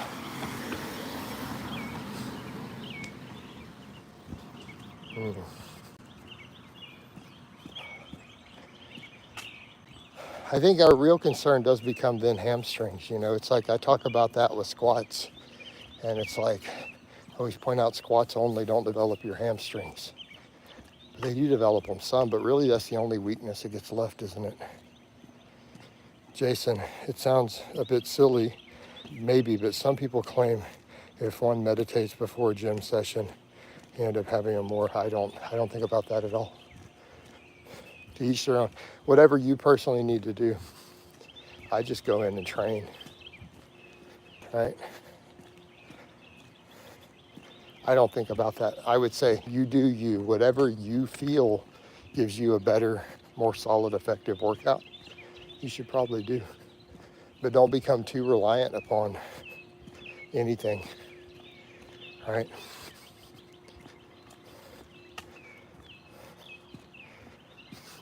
As someone who's done this as a lifelong endeavor, I can tell you that training doesn't require any of this stuff.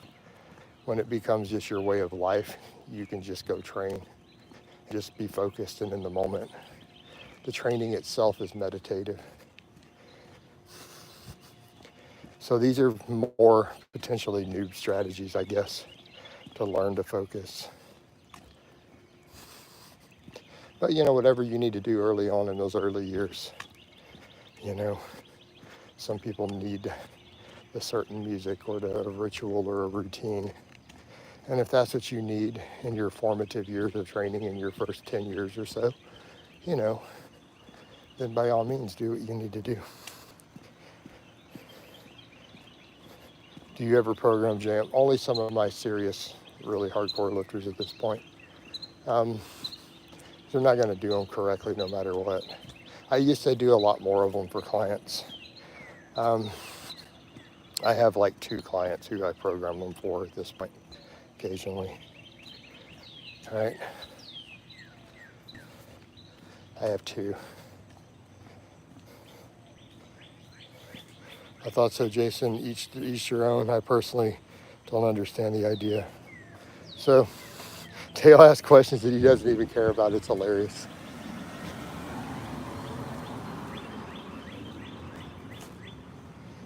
You know, what do they screw up the most? I mean, because we can debate what a J-arm press even is and how to do them. I mean, I don't know. They end up just turning into a bizarre press anyways, like a bench press, right? Half the time they just turn into a closed grip bench to their upper chest. You know, I don't know. It's just one of those to where there's so much debate as to what a J-arm press even is. It's like if I program them half the time, just let them do whatever they want with it. It's just a tricep exercise. And I think that's what you have to remember with the J-arm press. It's not like this at this point. It's so many variations that ultimately it really is just any combination of a skull crusher with a closed grip press. But ironically, if you watch J.M. Blakely do them, they're not really a press, are they? So the way that he even teaches them, they're really just a skull crusher. They're really just a skull crusher with your knuckles pointed towards the sky. The way he does them and teaches them. So, that's an interesting point.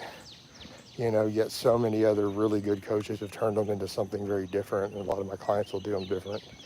That's why I only kind of give them to advanced lifters and let them just kind of do what they want with it when I give them out. I definitely don't like to give them to novices. Jason, in all your years of training in gyms and competing, is there anyone who stood out more than others in terms of his work ethic? No. I mean, other than if you ask me, because I've met Ronnie Coleman before. I mean, if you talk about people I knew, no. Everyone who's successful trains hard. It's just pretty much the norm. So no one really stood out. I mean, I'm used to that as my norm, right? I'm used to that as my norm because I've been around so many really serious lifters that everyone's pretty much just high work ethic. So no, I wouldn't say anybody. They're all just consistent and work hard. Again, I've known so many really serious lifters. Some of them just have better genetics, more time in, more drugs. That's really the defining differences. But I would say, I've known so many dozens of elite lifters and really serious people that just normal work ethic and intensity is kind of just ubiquitous, right?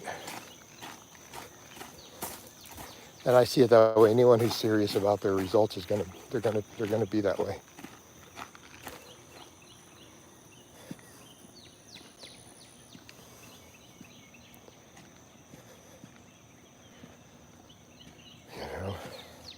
So yeah. So I wouldn't say I could pin any one specific person down. Man, this chat got really slow here. Only 5 people in here. We now have more likes than viewers in this long one. Let's see if we can pick it up. Thanks, Jason. You're welcome, King. I mean, and I how do I put this though? I mean, everyone's always looking for, oh, this person just works harder, but everyone works hard. Who's serious about it? But do they work hard consistently?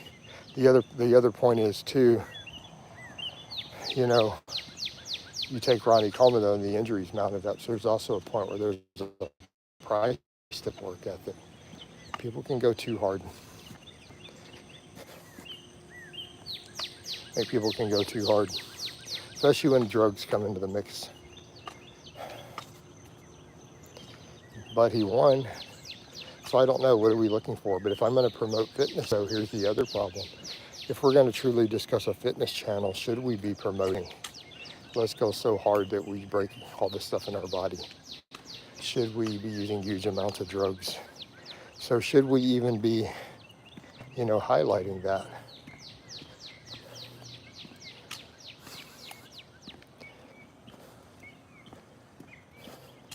Or should we just be going, how about people show up consistently? How about they just do sets to failure with good form without their form breaking down? And we call that's hard enough.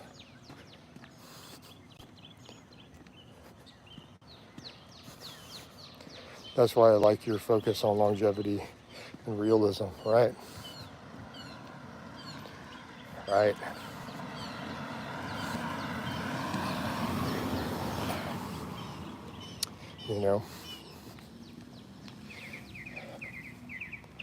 Man. Oh. Yeah. So I think even for me, I'm looking at how much work do I even need to really do for my full body stuff. Part of me wants to pull out those upright rows and say, do I even need them? I don't know. They're not that hard to work in. How much stuff do I really need? Do I even need the curls?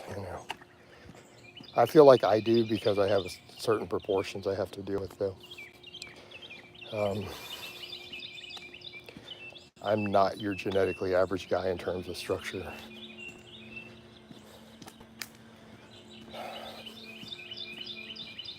So it makes certain stuff more difficult. So yeah, I've got to keep arm work and stuff in.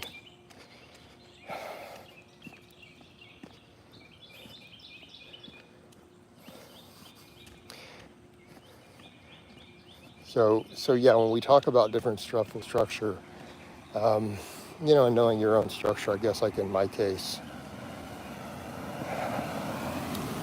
it's accepting what my bone structure is. It's not that I have bad arm genetics, it's that my torso structure is so ridiculous, statistical outlier, that it's going to tend to be so big that it's hard to keep the arms caught up.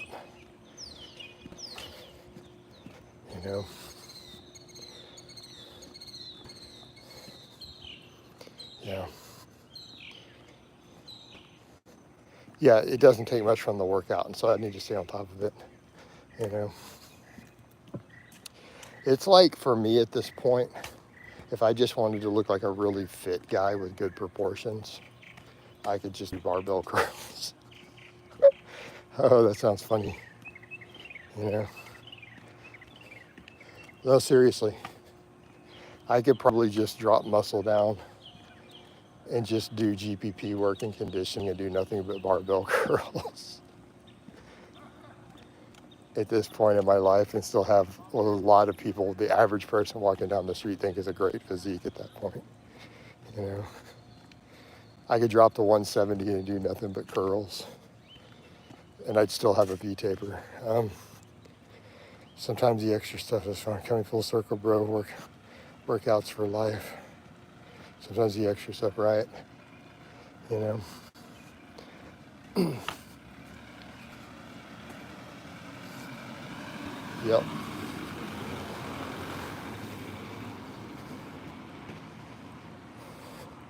Yeah.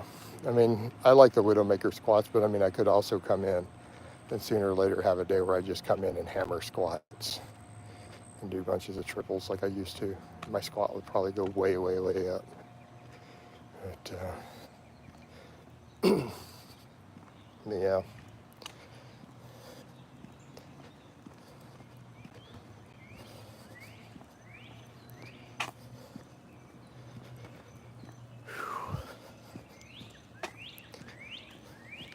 Man, that was something I was thinking about too, really, really and truly. Most dudes would have a really good physique, upper body, just doing weighted dips, weighted pull-ups, and pullovers. And it's true. By normal standards, like we're not talking about winning bodybuilding, you're not talking about being a serious fitness influencer. Just be lean and do those things, do squats. I feel like I wrote a perfect program there for a single workout. If we done 2 or 3 times a week, most dudes would be really happy with their physiques if they did that and just ate really clean and got lean and did cardio. Jason, your physique has changed tremendously. The hard work. Well, really, I just have to get lean now. It really just lean. Do you believe? No, we haven't reached our peak. I'm not even lean right now, really. My peak will be when I get leaner. So I think in my case, and I've chatted with friends about this who are serious bodybuilders and stuff. I've definitely had one say, he goes, yeah, your density is, as you get leaner, you're going to see all that powerlifting density. And I think we're seeing it in my calves and forearms. So for me, because of all the years of heavy powerlifting, I'm going to have all that density. So as I get leaner, my whole body's going to look like my calves look at a low enough body fat, right? So I need to just stick the cut out and not even care about certain things, you know, not even care. Just put plenty of focus in my arms and just get lean, you know. Because I already have them. I could afford to lose muscle and I'll still be good. If I just get sub 10% body fat, my outreach will blow up from that. Because I know what density I have. So you see it in Mark Bell. That's a textbook example. Okay, look at what Mark Bell looks like while doing his crazy sugar diet. Okay, right? That is what powerlifters, long-term powerlifters look like when they cut. It's what Mark Bell looks like, and that's been noted. So just that granite look, that's the muscle density. So the same way, so he's a textbook example. If you guys look at my calves and forearms in a lot of the training clips, Mark Bell's whole body looks like that. Well, he was a power lifter for decades, right? So I have that same thing going on. So I just need to get lean. Just get lean. That granite look, that one can't get without. Yeah, it's just a certain density that gets created. So the muscles don't look round and soft, they look hard, right? It's a completely different thing. And so my back too, think about what my back is starting. You guys are starting to see at some angles with the pump and the lighting. But as we lose the body fat, you know, you're seeing that coming out too, you know. So for me, it's literally just leanness. So everything about my loose skin, it's just lose the fat. Even Arnold wrote that in one of his books, that one can only get that look doing heavy. Yeah. There's a look that comes with that. You guys remember when Dave Tate cut down bodybuilder lean for a little while? You know. True, Mike Minzer did lift heavy with big movements, so Mike had that look under there too. I agree, Joe Schmo.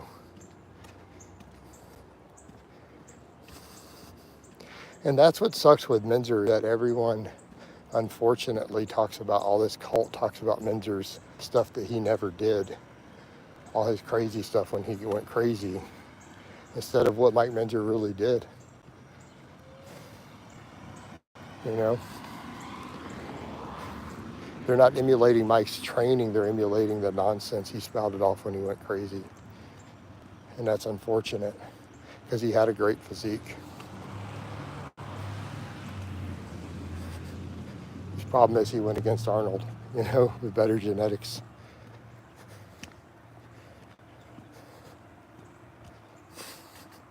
But no, Minzer definitely had that look. But no, I mean, seriously, so look at Mark Bell. I mean, that's what I'm talking about. So he has a totally different look when lean than a lot of bodybuilders that you think of who've done only pump work. It's a different type. It's when people talk about muscle maturity, that's what they're talking about. So that's the same thing. So again, we see that in my calves and forearms now. So that's literally what my body looks like under the padding. So we just have to burn it off. And yeah, so, you know, that's why I'm doing all this. But I do got to step some of it up. So the cardio is super good. We just got to keep that diet pulled back in. He didn't look as good as Arnold, mainly because of genetics. That well, it's mostly genetics and training. Arnold has some, yeah, no, I agree. And anyone who tries to pretend today that Arnold didn't, because he wouldn't place whatever, no, because the standards are different and it's the drugs. So genetically, Arnold was probably one of the most gifted. Because the same thing, look at him as a teenager. I mean, let's be realistic. And guys don't want to admit this. All right. Look at Arnold winning bodybuilding shows as a teenager, and look at his physique as a teenager. And then compare that to how many guys who are serious about bodybuilding, who've done multiple cycles of steroids and have been training for 10 years, who will never look like 16-year-old Arnold looked. Okay. Are we going to claim advanced training knowledge or his work ethic at that point? Are we even going to claim drugs? He wasn't old enough to have done too many cycles. And what did he have access to? Dianabol was literally the only thing even available he would have been able to get his hands on. Okay. You try to tell guys today they can build a good physique off Dianabol only, they'll laugh at you. That's all he had. It's all Reg Park had access to. That's it.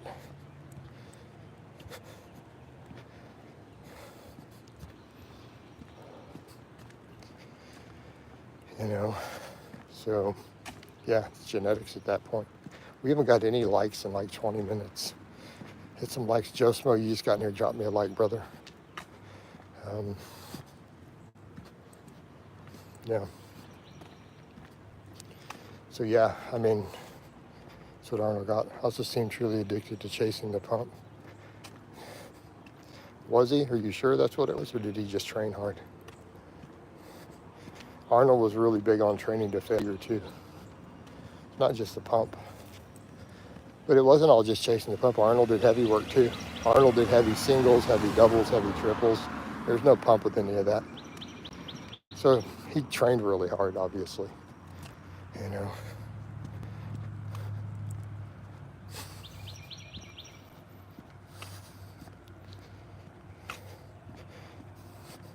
But everyone does at that level. They're all training hard. But we saw pro bodybuilders in later eras who didn't, and that was what was fascinating, right? Think about some of the guys who were noted for their lazy training, who still made it to the Olympia in later eras, right? Kevin Leverett and Flex Wheeler were known for being lazy.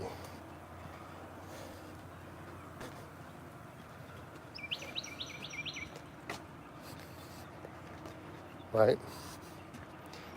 He pretty much, Flex Wheeler, if you guys watched any of his old training videos back in the day, in his discussion of training, Flex Wheeler, the average follower I probably have on this channel, trains harder than Flex Wheeler and more knowledge of training. So it's kind of fascinating when you observe this stuff.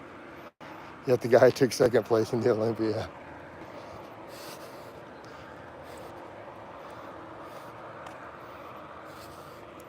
Yeah, Flex Wheeler was just a cable and dumbbell pump guy for the most part.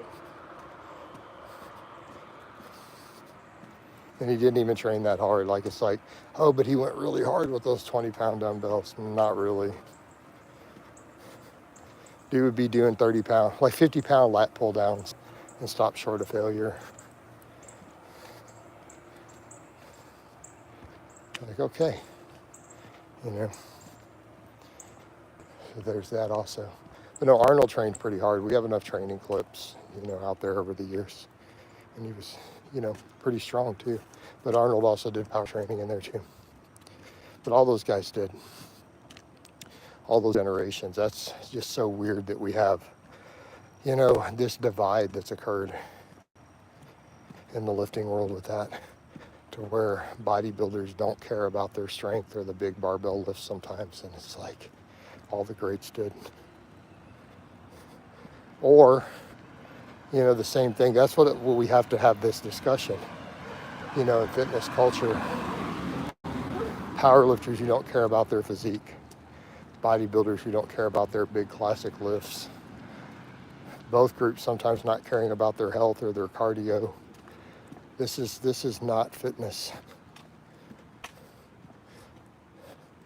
Physical culture was all built around being well-rounded, and the guys were winning. So people say, well, you can't be well-rounded and be winning.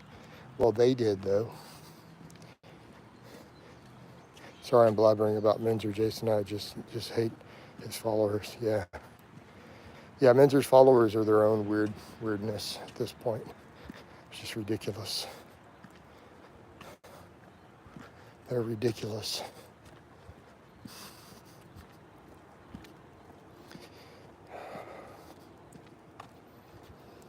Man, we're closing in on that 2-hour walk. Yep. That's okay, Joe. You're at least keeping the chat going. So it's all good, man. You're giving us something to talk about during a slower stream. I hope the bike ones do really well today, though. I really think that works well what I did yesterday, though, where I'm running everything. I had three live streams going at the same time. Because I couldn't get my Facebook profile, which is also monetized. I couldn't get it to stream on the computer with the Facebook page and the YouTube, but I managed to get it on this phone. And it only ran for 27 minutes and it cut it off there. The stream died. But, man, when you finish your cut, you're going to try rest pause on the belt squat. No, probably not. I don't think I need to. For my goals and look, I don't think I need to do more than a back squat, honestly. You know, I don't need overdeveloped legs. And even if I say, hey, I want to squat 500 again, I've built a 500 squat off nothing but back squats before. Have I not? You guys remember? I've done it. So, you know, we have done that.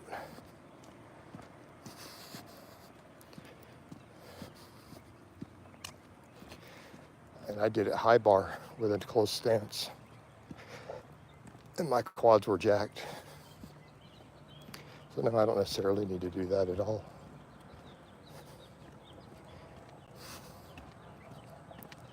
I don't need to do that at all.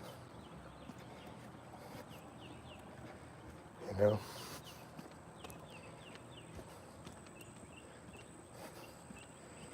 Oh. Yeah. I mean, really, I could train at a commercial gym if I had one that would let me film and be shirtless, or I could keep doing the garage thing. I might build a gym one day. All right?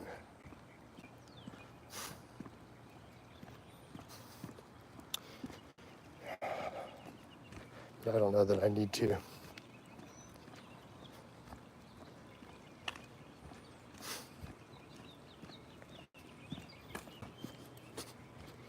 Yep. So no, I don't feel that I need to do any of the rest pause on. I don't need to do any of that. I could literally just back squat, and that's all I would need for my quads forever. You know?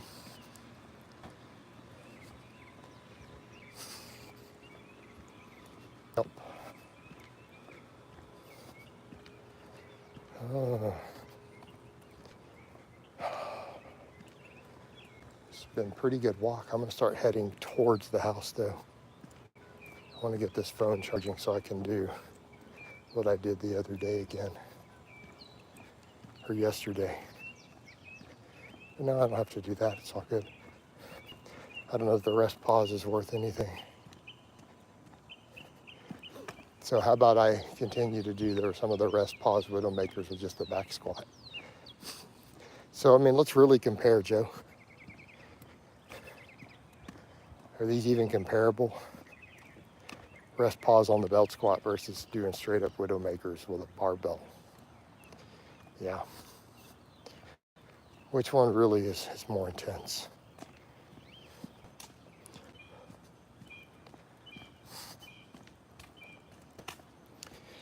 All right.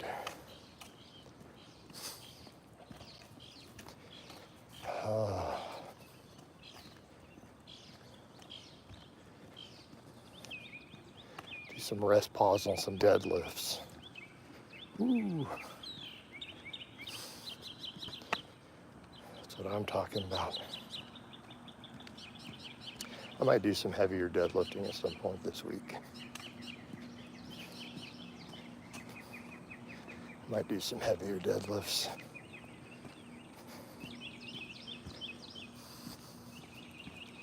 Yep.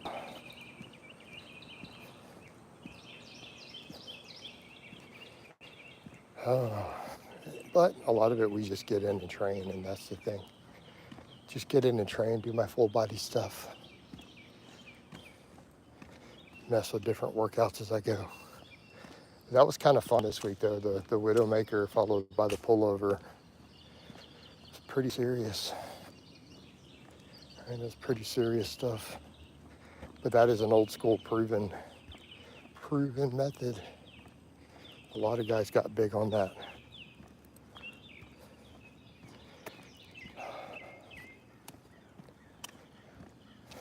A lot of guys got really big on that.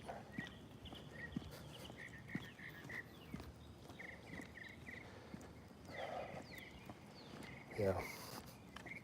I don't know. I feel like for me though, making sure I just keep doing lots of bicep work while I do all this other crazy full body will be fine. It's really what I need to. Arms while they get leaner. Dale, Jason Arnold believed very much in the vacuum pose. He believed every time that even bring the waist down. Hey Dale, that's where I'm gonna laugh. You've not been watching my blogs. It's okay, you don't have to tell me. I already know. So what is one of the common points of obsession on my channel right now? Vacuums, right? Vacuums. I think it's funny you asked me that in the live. I'm just kind of chuckling. I'm like, dude, I've been talking about vacuums for hours lately. Right? Haven't I? I've been saying repeatedly, over and over, two of the most important combinations of things that helped produce the silver to golden era physiques was vacuums and pullovers. Those guys religiously believed in both. It wasn't Arnold, it was all of them, all of his predecessors. Steve Reeves, Reg Park, all of those guys pushed that. Everyone Arnold learned from, that whole era. And I think that's critical. So did you catch the vacuum stuff on the side chest poses on my community tab, Dale? You'll hop over there and you'll see me talking about that. Or you'll notice that. So yeah, I'm doing vacuums every morning while I'm still first thing before I drink or eat anything. So I'm working on vacuums a lot.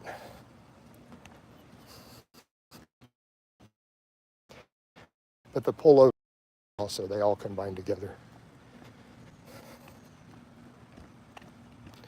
Yeah, trains you to pull all that waist in.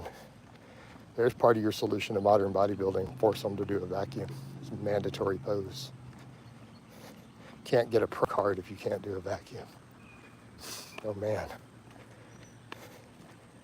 Can't place in a show if you can't do a vacuum. Make it repose. See how quick that is some stuff.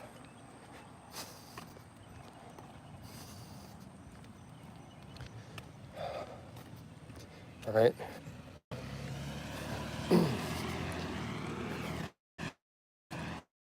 So yeah, definitely vacuums and pullovers, kind of a big deal, right? I see from your thumbnail you got that vacuum down good. Yeah.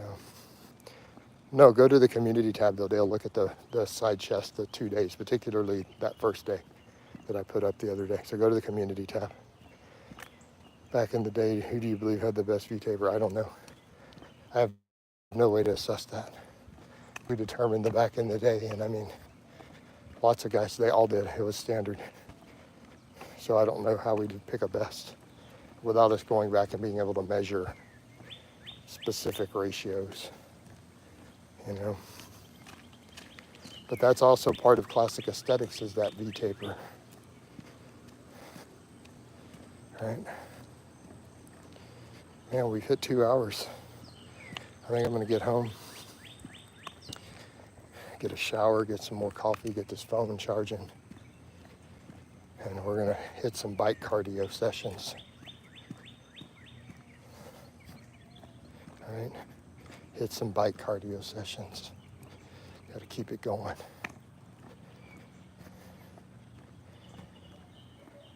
Oh. See if this got many views or not. I feel like never hit a high view count, so might not be that high. We didn't get supers this weekend again. Man, that's rough. It sucked because last weekend was really good. I got $33 in supers in one day and then 15 the next, and I haven't got any the rest of the week. Benjamin, toes pointed out or in, they should be out slightly. Very few people have the hip structure to reach depth with toes forward, Benjamin. So it's individual. So let's just say most people need to be toes out, right? Right. So individual anatomy. But I'm going to say at least 80% of the population will never reach below depth, below parallel with toes forward, structurally. All right. So yeah. So there you go, Benjamin.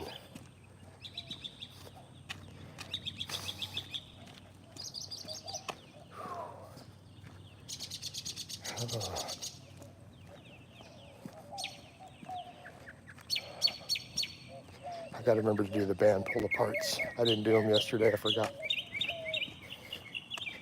Now that I'm thinking about stuff with structure, I got to stay on top of that.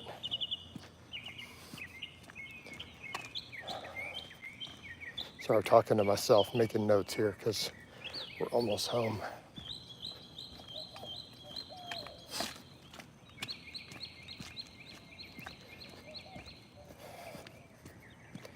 We're almost home.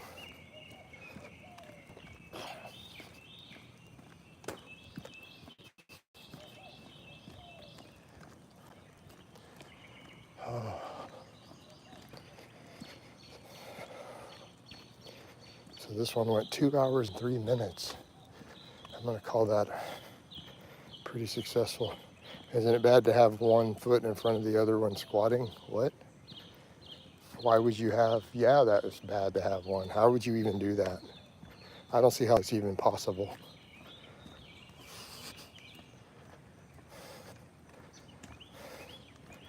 Yeah, I don't think you can actually do that. I want to see that. All right, guys, I'm home. I'm gonna wind this down. So I'll talk to you guys in some bike chats coming up here later.